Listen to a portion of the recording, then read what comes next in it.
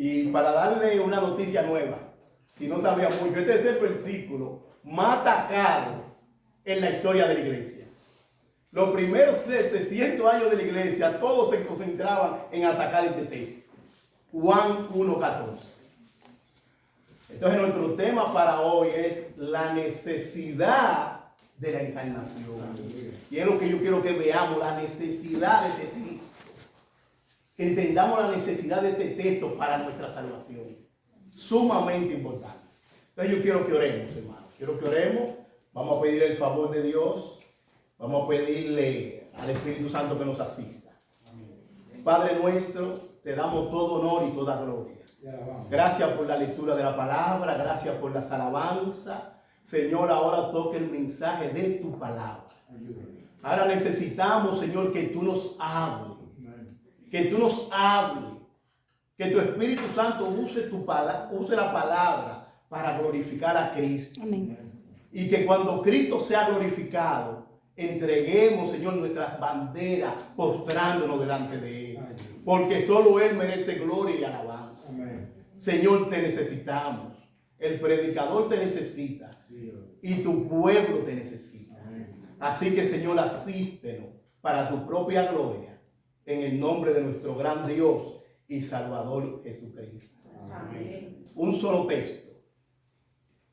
Y aquel verbo fue hecho carne y habitó entre nosotros. Y vimos su gloria. La gloria como el unigénito del Padre, lleno de gracia y de verdad. Siéntese. Pero mantenga su Biblia, que vamos a caminar con la palabra de Dios.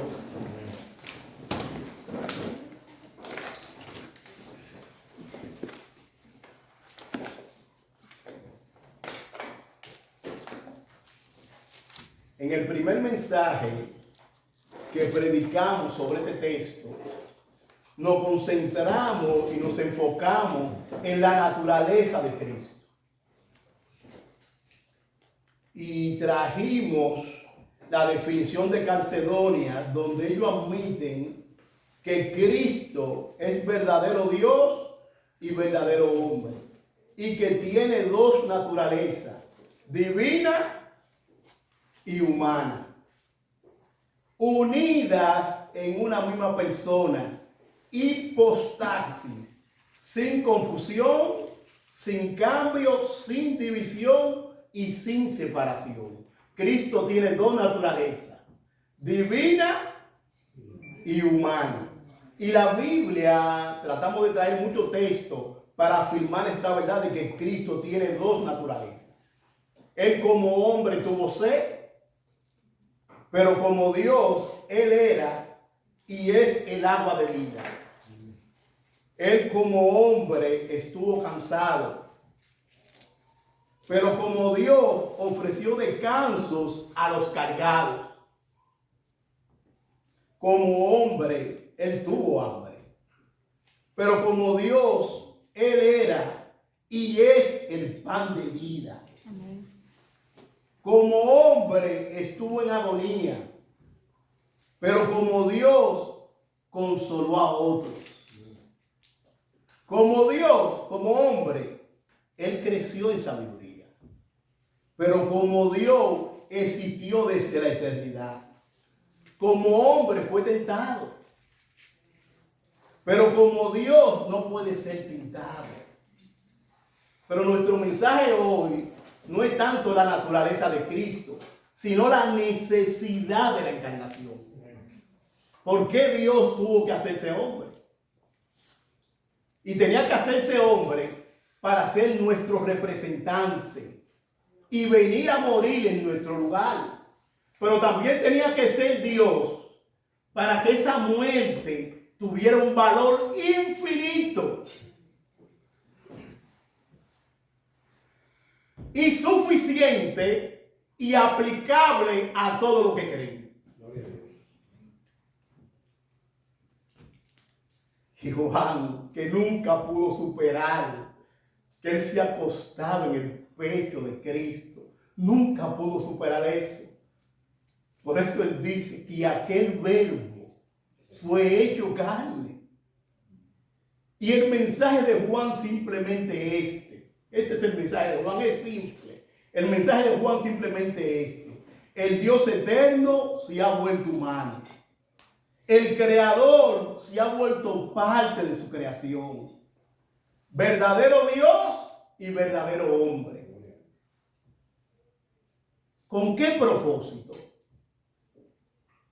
Para que Él pueda salvar a pecadores de su pecado, la muerte, el juicio y el infierno eterno. Ese es el mensaje del Evangelio de Juan, que el Dios eterno, infinito, trascendente, que todo lo conoce, todopoderoso, que está en todo lugar, incambiable, ese Dios verdadero y vivo, quien es al mismo tiempo tres personas y uno, se ha vuelto hombre. Bendito Dios. Juan nunca pudo superar eso. Él escribió 50 años después de que Cristo murió y nunca pudo superar eso. Oiga lo que él dice en Primera de Juan 1, del 1 al 3. Lo que era desde el principio, lo que hemos oído, lo que hemos visto con nuestros ojos, lo que hemos contemplado y palparon nuestra mano tocante al verbo de vida, porque la vida fue manifestada. Gracias. El verbo, Dios, se hizo carne. ¡Qué milagro! Mucha gente se sorprende de que el hombre fue a la luna. Y se sorprende de eso, y es verdad que es una gran maniobra. Pero que Dios viniera a esta tierra, hermano, ese sí es un gran milagro. Bendito Dios. Y dice, porque la vida fue manifestada. Y oiga lo que dice el apóstol Juan. Y la hemos visto. Juan está constantemente repitiendo, lo he oído, lo hemos visto, nuestros ojos. Constantemente Juan vivía sobrecogido con la verdad de que Dios se hizo hombre. Y él dice, y la hemos visto, y testificamos y anunciamos la vida eterna. Gloria a Dios. La cual estaba con el Padre. Por eso el texto de Juan 1:1 dice, en el principio existía el verbo era con Dios y el verbo era Dios. Y dice, la cual estaba con el Padre. Y vuelve de nuevo Juan y dice, y se lo manifestó. Gracias. Y se nos manifestó. El verbo se hizo carne. Anduvo en nuestras calles. Caminó en nuestros patios. Y vuelve Juan y dice, lo que hemos visto y oído, esto os anunciamos. Un mensaje que no fue que se lo contaron. No fue que a él le dijeron, mire, esto sucedió. Él dice, no, lo hemos visto. Y eso os anunciamos. ¿Para qué, Juan, tú estás anunciando eso? Para que también vosotros tengáis comunión con nosotros. Y nuestra comunión verdaderamente es con el Padre y con su Hijo Jesucristo. Juan estaba sobrecogido con esta verdad.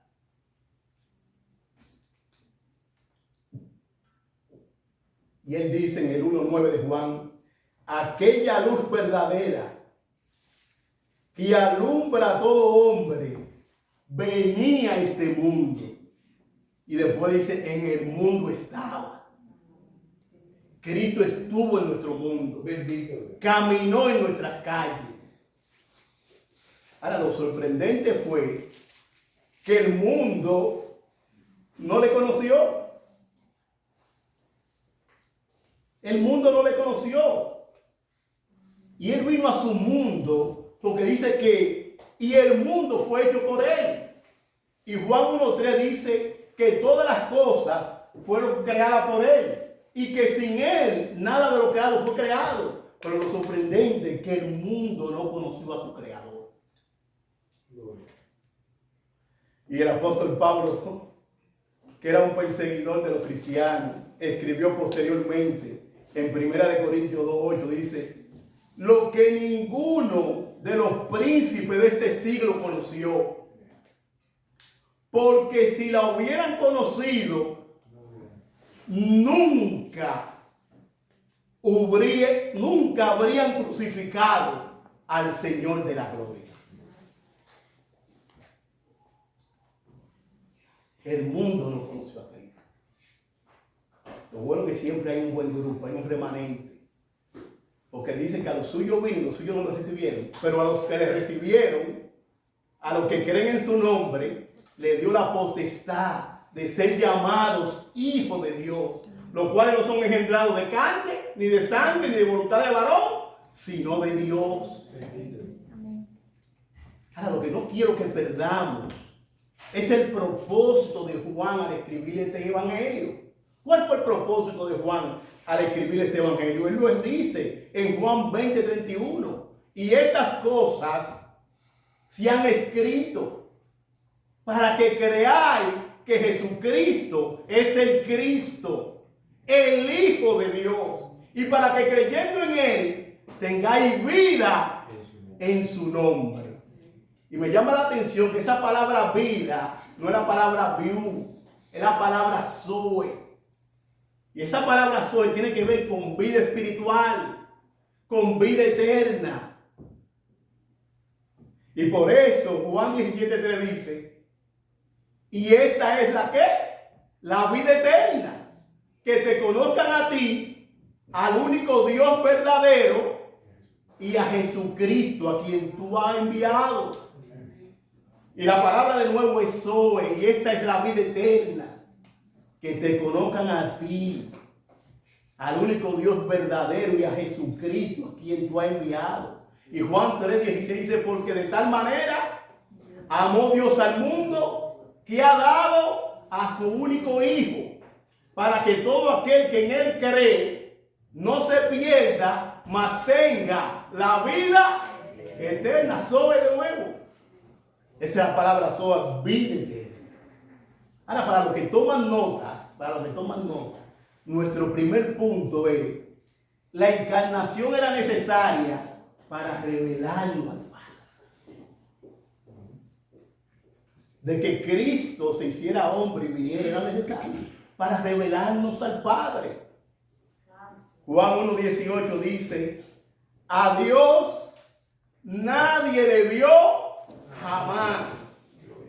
El unigénito Hijo que está en el seno del Padre, Él le ha dado a conocer. Cristo vino a darnos a conocer al Padre. Ahora, la Biblia de las Américas es un poquito más explícita en este texto de Juan 1:18, porque dice, nadie ha visto jamás a Dios. El unigénito Dios. Fíjate que la Biblia de la Reina Valera dice el unigénito Hijo, pero la de las Américas dice el unigénito Dios, que está en el seno del Padre, Él le ha dado a conocer. Cuando alguien le pregunte cómo es Dios, señálele a Cristo. Si alguien le pregunta cómo es Dios, Cristo le pregunta cómo es Dios. Felipe le dijo, Señor, muéstranos al Padre y no basta. Jesús le dijo, tanto tiempo hace que estoy con vosotros y no me has conocido, Felipe. El que me ha visto a mí, ha visto al Padre. ¿Cómo pues, dices tú, muéstranos al Padre? ¿No crees que yo soy en el Padre y el Padre en mí? Las palabras que yo os hablo, no las hablo por mi propia cuenta, sino que el Padre que mora en mí, Él hace la obra. Créeme que yo soy en el Padre y el Padre en mí. De otra manera, créeme por las mismas obras. Felipe, ¿de verdad que tú quieres que yo ore a Dios para que te dé una revelación especial? Para que el Padre se te manifieste a ti. ¿Tú no crees que yo soy en el Padre? Felipe, créeme por las mismas obras. Cristo enseñaba con autoridad. Los religiosos de sus tiempos, los escribas y fariseos, Siempre ellos citaban a otro maestro. Ellos podían decir, Shammai dice, Hillel dice, o Gamaliel dice. Pero Jesucristo decía, yo os digo, oísteis que fue dicho, ojo por ojo y diente por diente. Pero yo digo, amad a vuestros enemigos. Oísteis que fue dicho, no cometerás adulterio.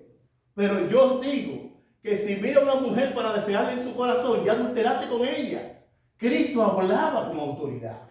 De hecho, cuando los escribas fariseos mandaron para apresarlo y oyeron hablar las autoridades de Cristo, dijo, jamás hombre alguno ha hablado como él. Pero Cristo nada más no solo hablaba con autoridad, Cristo llamaba con autoridad. Cristo podía ir ante los discípulos y decirle a pescadores en su trabajo, sígueme. Y ellos lo seguían. Mateo cobrando sus impuestos en el banco de los tributos públicos. Y Cristo le decía, sígueme. Y dejaban todo y lo seguían. Entonces Cristo no solo enseñaba con autoridad, sino también que él llamaba con autoridad. Pero Cristo también sanaba con autoridad. Marcos 2 habla de que rompieron unos amigos un techo y le presentaron un inválido. Y Jesucristo le dice, tus pecados te son perdonados. Y los religiosos de su tiempo dijeron, pero ¿quién puede perdonar pecados? Si no solo Dios. Este hombre está blasfemando. Y Cristo le dice a ese paralítico, para que sepáis que el Hijo del Hombre tiene potestad en la tierra para perdonar pecados, 3 imperativos divinos.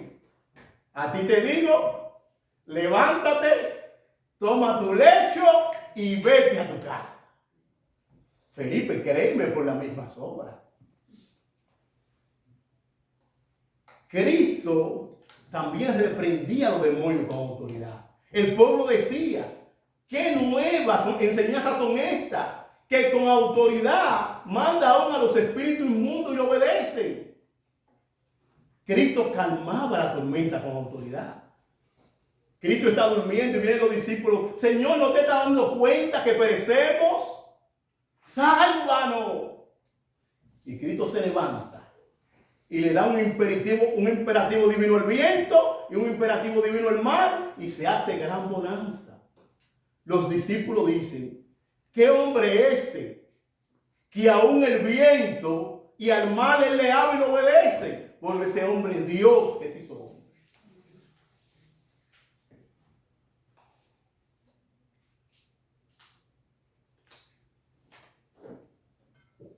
Cristo visita la tumba de Lázaro. Y Marta dice, Señor, si tú hubieras estado aquí, mi hermano no habría muerto. Y cuando se para en la tumba, dice, quiten la piedra. Lázaro sal fuera después de 4 días. Y Lázaro salió. Cristo habla con autoridad, sana con autoridad, calma la tormenta con autoridad, resucita a los muertos con autoridad. ¿Por qué? Porque Cristo es Dios. Y nosotros tenemos que creer esa verdad. Que Cristo es verdadero Dios, pero que también Cristo es verdadero hombre. Y es en el Cristo que tenemos que creer. A veces yo he oído personas, no, porque Él es mi barbú.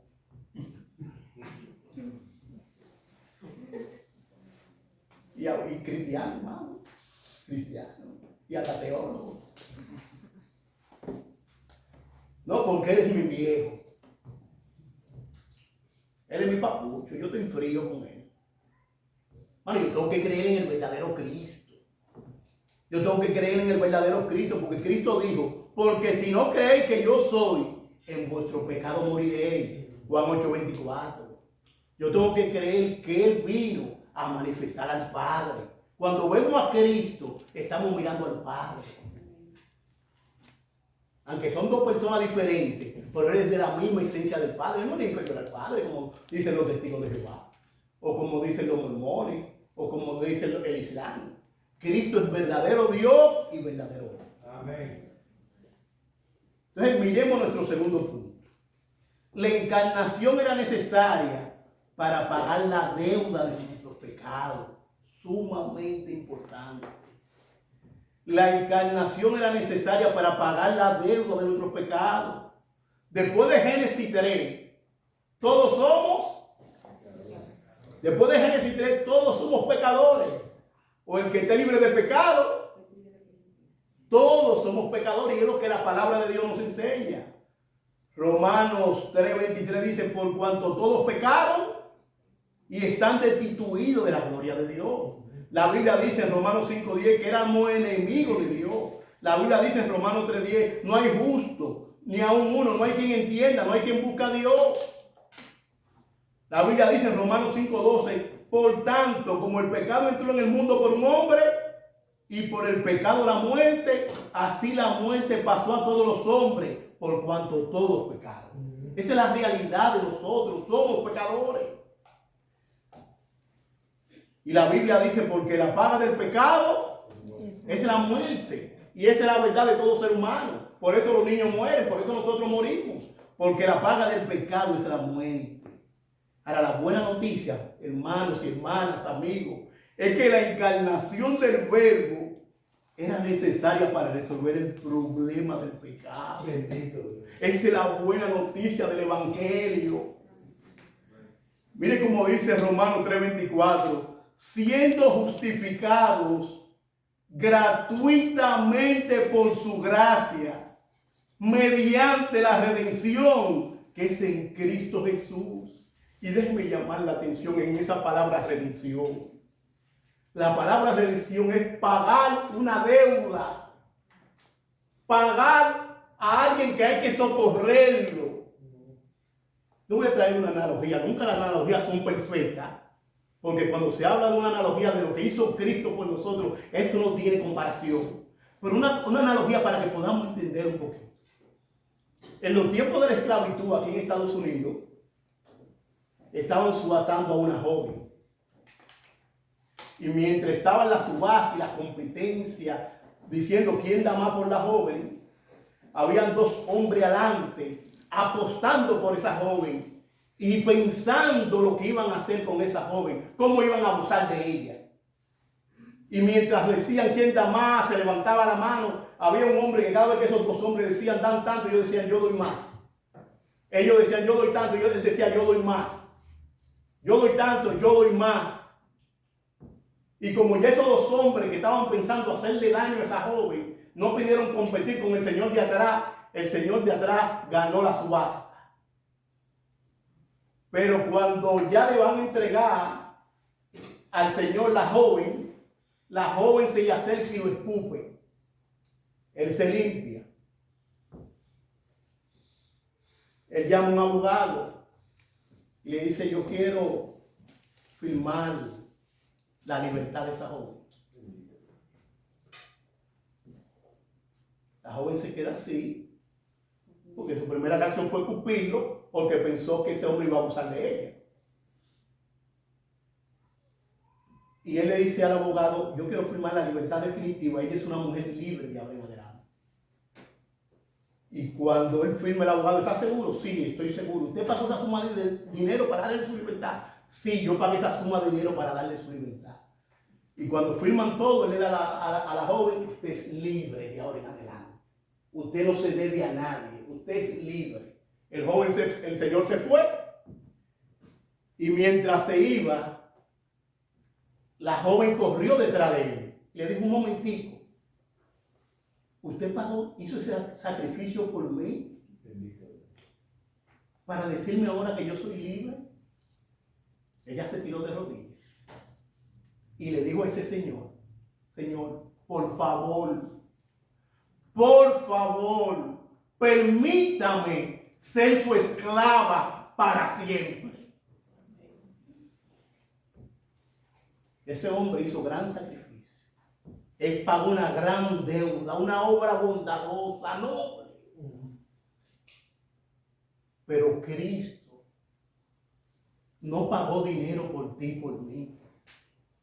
Cristo no pagó con un animal, con un becerro, con una oveja. Cristo no compró con su propia sangre en la cruz del Calvario. Bueno, yo quiero que estas verdades no solo nos queden aquí en la mente. Yo quiero que estas verdades bajen al corazón. Cristo nos compró con su propia sangre. Él no pagó dinero por nosotros. Él puso su vida por nosotros. En la cruz del Calvario, Cristo dijo, tetelestai. Y la palabra en español es consumado es. Y era un término comercial para decir, la deuda por los pecadores ha sido completamente pagada. Fue con su vida que Cristo me compró. Mami, yo no quiero nada más que esto me entre a la mente. Yo quiero que esto baje a mi corazón. Porque Cristo pagó con su vida por salvarme. El justo por los injustos para llevarnos a Dios. Cristo se crucificó por nosotros. Dice la Biblia en Colosenses 2, del 13 a 14. Y a vosotros, estando muertos en pecado y en la incircuncisión de vuestra carne, oh Dios, vida juntamente con él. Oiga bien esto, amados hermanos. Perdonando todos los pecados. Cristo perdonó todos nuestros pecados. Pasado, presente y futuro. Anulando el acta de los decretos que había contra nosotros, que no era contraria, quitándola de en medio y clavándola en la cruz. Bendito Dios. Todos tus pecados, todos mis pecados fueron clavados en la cruz del Calvario. Amén. Gracias, Señor. Esa hoja que estaba manchada, ahora está así, mire, blanquita. Blanquita, hermano, usted está así, usted cree en Cristo. Así usted está, mire, blanquita. Esa hoja estaba negra. Y ahora Cristo la clavó y ahora sale así, mire. Gloria a Dios. Blanquita por su sangre. Oiga como dice Romanos 5:10. Porque si siendo enemigos fuimos reconciliados con Dios por la muerte de su Hijo, mucho más, estando reconciliados, seremos salvos por su vida. Amén. Romanos 8:1 dice, ahora pues, no hay condenación para los que están en Cristo Jesús. Hermano, esto es una buena noticia. Delante de Dios, si tú crees en Cristo, Dios te ve así, blanquito, por medio del sacrificio de Cristo. Hermano, esto es una buena noticia. Amén. De que en Cristo hemos sido perdonados, completamente perdonados. La deuda ha sido pagada por completa. No hay condenación para ti ni para mí. Pablo, que era un perseguidor de los cristianos, entendió claramente eso y escribió en Romanos 8:38. Por lo cual estoy seguro.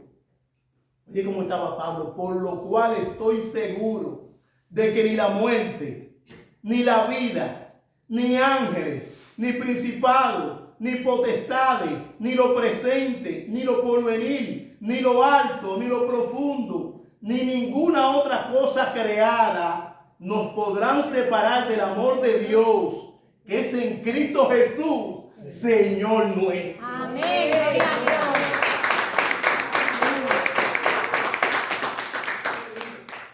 Hermano, mire, esto es para yo salir brincando. Esto es para yo salir brincando. Que de ahora en adelante en Cristo no hay condenación. No hay condenación. Cristo pagó mi deuda completico. Gloria a Dios. Ahora, la encarnación, tercer punto, la encarnación era necesaria para ser nuestro gran sumo sacerdote. Como se leía el pastor, nuestra salvación la encarnación era necesaria para él ser nuestro gran sumo sacerdote. Oiga lo que dice Hebreos 2, del 14 al 18. Así que, por cuanto los hijos participaron de carne y sangre, el verbo se hizo hombre, el verbo se humanó.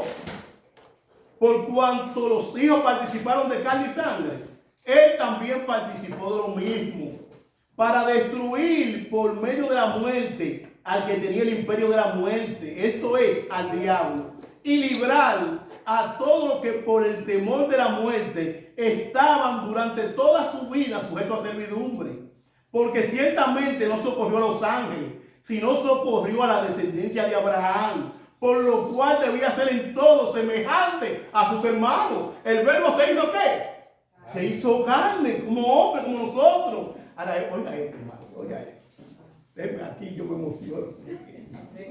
Bueno, yo me emociono aquí. Yo me emociono.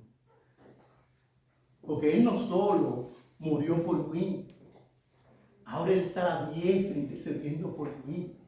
Amén. Oiga como dice, por lo cual debía ser en todo semejante a sus hermanos. Ahora, ¿para qué? Mire cómo dice, para venir a ser misericordioso y fiel sumo sacerdote en lo que a Dios se refiere, para expiar los pecados del pueblo, por cuanto Él mismo padeció siendo tentado, es poderoso para socorrer a los que son tentados. Mis hermanos y mis hermanas, Dios conoce nuestras debilidades. Dios conoce nuestras aflicciones. Dios conoce nuestras tentaciones. Dios conoce nuestro desánimo. Hermanos, ¿y los creyentes se desaniman? Sí. Los creyentes genuinos se desaniman. ¿Y los evangélicos que creen en Cristo se ponen tristes? Sí. Los creyentes se desaniman y se ponen tristes y muchas veces quieren tirar la toalla. Muchas veces, muchos creyentes a veces quieren tirar la toalla. Nosotros mismos a veces nos sentimos tristes. O si tú quieres, pregúntale a Asaf. Oye, ¿qué escribió Asaf? El salmista en el Salmo 23. Verdaderamente, en vano he limpiado mi corazón y lavado mis manos en inocencia, pues he sido azotado todo el día y castigado toda la mañana. Asaf era un creyente genuino, era un salmista. Ahora, ¿qué pasó con Asaf? Que Asaf se puso a mirar y dijo, ay, pero mira cómo está aquel, que ni sirve a Dios ni canta a Dios, mira cómo está gordito y prosperado. Mira cómo está, mira cómo están sus hijos, buchaditos y rosaditos. Pero mire el otro también cómo está. Mira cómo todos los becerros nada más se engordan y mira cómo está todo próspero. Y él estaba mirando la prosperidad de ellos. Estaba mirando el lugar equivocado. Y muchas veces nosotros estamos así. Dicen, pero ¿qué pasa conmigo? Mira aquel cómo está prosperando, los negocios van bien. Mira cómo está su familia linda, mira cómo está todo. Y yo aquí dando rodillas y no pasa nada. Bueno, Asaf en un momento de su vida se vio así. Y dijo, no. Asaf dijo, verdaderamente en vano he limpiado mi corazón y lavado mis manos en inocencia, pues he sido azotado todo el día y castigado toda la mañana. Pero en un momento parece que entró al lugar santo, parece que en un momento entró y empezó a mirar por fe. Y oiga lo que escribió después Asaf. ¿A quién tengo yo en los cielos sino a ti? Y fuera de ti nada deseo en la tierra. En su aflicción él dice, mi corazón y mi carne y mi corazón desfallecen, mas la roca de mi corazón y mi porción es Dios para siempre. Porque aquí los que se alejan de ti perecerán. Tú destruirás a todo aquel que de ti se aparta. Pero en cuanto a mí, en el acercarme a Dios es el bien. He puesto a Jehová, que es mi esperanza, para contar todas sus obras. Gloria a Dios. Mis hermanos y mis hermanas, tu mejor vida no es ahora. Amén. Es una mentira de Satanás. Tu mejor vida no es ahora. No hemos llegado a casa todavía. Amén. Somos extranjeros y peregrinos en esta tierra. Amén, amén, así es.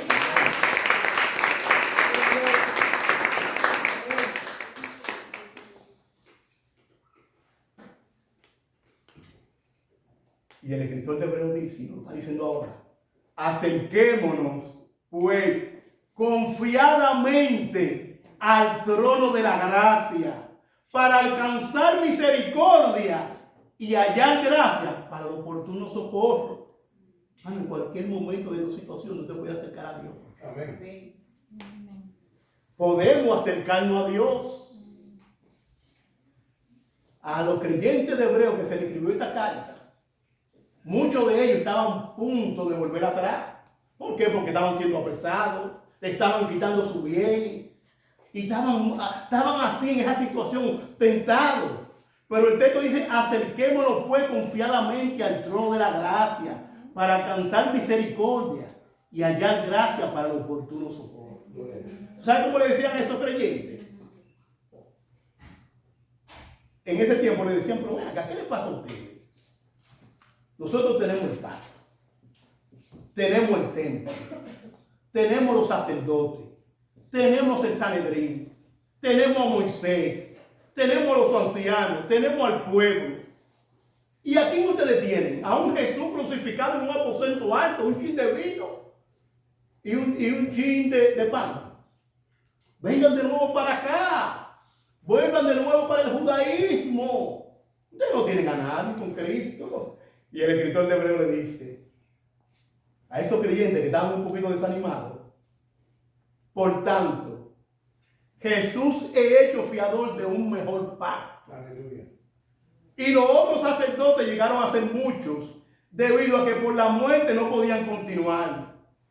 Mas por cuanto permanece para siempre, tiene un sacerdocio inmutable, por lo cual puede también salvar perpetuamente a los que por él se acercan a Dios, viviendo siempre para interceder por ellos.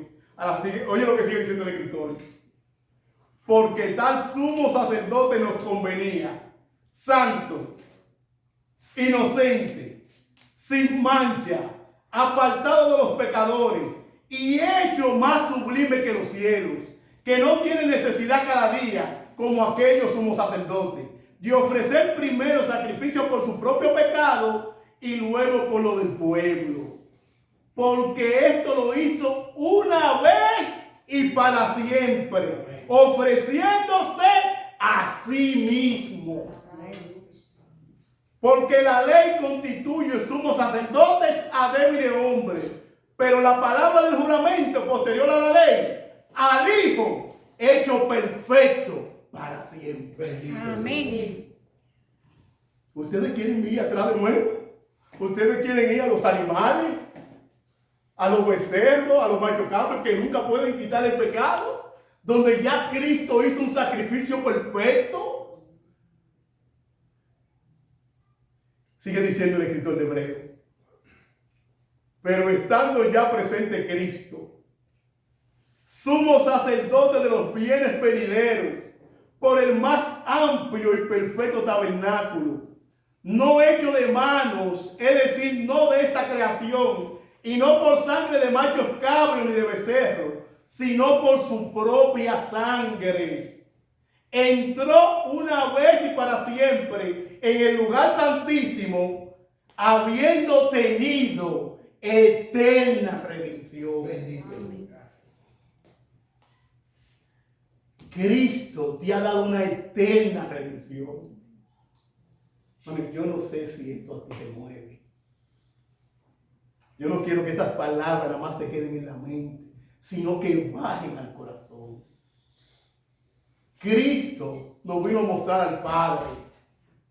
Cristo pagó la deuda de nuestro pecado por completo. Pero Cristo ahora está intercediendo por ti, por mí, a la diestra del Padre. Si la joven que se pagó una gran deuda por ella, una gran suma de dinero, fue y le dijo a ese señor: yo quiero ser tu esclava para siempre. Ahora imagínate Cristo, que pagó la deuda de nuestros pecados con su propia muerte. Bendito. El justo por el injusto, para reconciliarnos con Dios. Que vino a mostrarnos cómo es el Padre. y que ahora mismo es nuestro gran sumo sacerdote. La pregunta es, ¿hay un principio aquí por el que vivir? ¿Hay un principio aquí por el que vivir? Bueno, yo quiero ser su esclavo para siempre.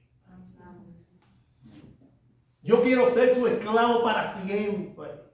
Y yo no quisiera que estas palabras nada más nos queden en nuestra mente. Es que entendamos, hermano, que tú y yo íbamos para el infierno a sufrir por toda la eternidad. Y por la encarnación de Cristo, Él tomó nuestro lugar para poder hacer posible el perdón de nuestro pecado. Hermano, por favor, entienda que tú ibas a sufrir la ira de Dios por toda la eternidad. Y Cristo pagó nuestra deuda completa. Y no hay condenación para los que están en Cristo Jesús. Ya ni la muerte, ni la vida, ni los ángeles, ni los principados, ni los presentes, ni los porvenir, ni ninguna otra cosa nos pueden separar del amor de Dios que es en Cristo Jesús. Bendito, hermano, por favor, que esto baje a nuestro corazón. Que esto baje a nuestro corazón. Gracias. Para los amigos que están aquí tenemos que decir, Cristo es el camino, la verdad y la vida. Y nadie vaya al Padre si no es por Él. Amigo, Cristo es el único mediador entre Dios y el hombre. El Cristo que se hizo hombre. Amigo, no hay otro nombre dado a los hombres en el que podamos ser salvos. Solo en el nombre de Cristo no descuide tu salvación. Y la encarnación era necesaria para él poderte reconciliar. Por favor, amigo, piensa en esta palabra. Cristo murió en tu lugar. Bueno, esto es un privilegio, esto es un gozo. Servir al Señor de la gloria. Gracias. Es un gozo servir al Señor de la gloria. Gracias. Enamorarse del Señor de la gloria. Apasionarse por el Señor de la gloria. Hermano, vale la pena vivir para Cristo. Amén. Vale la pena vivir para Cristo. Vale la pena trabajar para Cristo. Amén. Iglesia, vale la pena trabajar para Cristo. Inclinemos nuestro rostro. Padre, gracias.